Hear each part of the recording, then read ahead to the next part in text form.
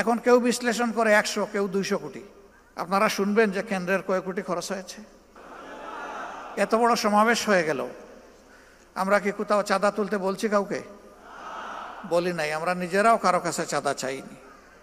এখন কেউ বিশ্লেষণ করে 100, কেউ 200 কোটি।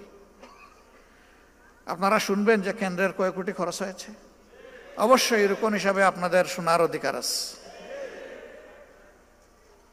এই পরিমাণটা আমার ধারণা ছিল যে 3.25 কোটিতে আটকায় ফেলতে পারবো, একটু এক্সিট করবে। এটা 3.5 কোটি পর্যন্ত পৌঁছবে, এর বেশি নয় আলহামদুলিল্লাহ। এখন যে বিশ্লেষণ করার করতে থাকো, আমাদের আসে যায় না কিছুই। আমরা এই সমাবেশটা করেছি দুটি কারণে। একটি হচ্ছে 5 আগস্টের পর অনেক দল অনেক বড় বড় সমাবেশ করেছে, আমরা অস্থিরতা দেখাইনি। বাংলাদেশের জনগণের দেখার প্রয়োজন ছিল যে জামাতে ইসলামী আগামীর জন্য কতটা প্রস্তুত। এই প্রস্তুতির একটা ছোট্ট নমুনা হচ্ছে এই সমাবেশ। এই সমাবেশ করতে গিয়ে আমরা একেবারে জান কুরবান করে ফেলিনি। আমরা 2 মহানগরী আর উত্তর দক্ষিণ 2 ঢাকা অঞ্চল, এইটাকে একটু গুরুত্ব দিয়েছি। বাকি বলেছি আনফাল, আপনাদের কাজ নফল, যতটুকু আসতে পারেন। সবাই বলেছে একটা কৌটা দিলে ভালো হয়, দিলাম।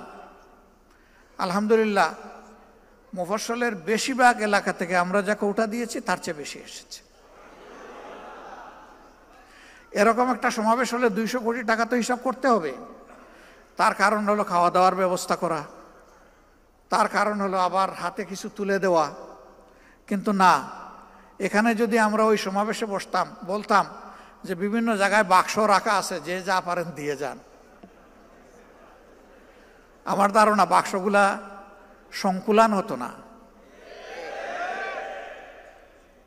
কেন?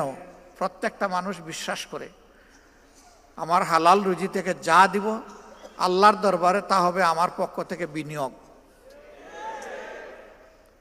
বিনিয়োগ করলেই তো আপনি লাভের আশা করবেন, মূলধনও টিকে থাকবে। এই জন্য তো আল্লাহ তাআলা বলেছেন উদাহরণ দিয়ে, যেন একটা শস্য বীজ তুমি রোপণ করলে, এটা থেকে একটা গাছ জন্ম নিল, তার থেকে 60টা ছড়া বের হলো, প্রত্যেকটা ছড়ায় 100টা করে দানা যুক্ত হলো। এরপরে এটা হলো কোরআনের ভাষা। হাদিসের ভাষা হলো আল্লাহ যার পর বেহিসাব খুশি হবেন তারে বেহিসাব দিবেন, কোনো হিসাব নাই।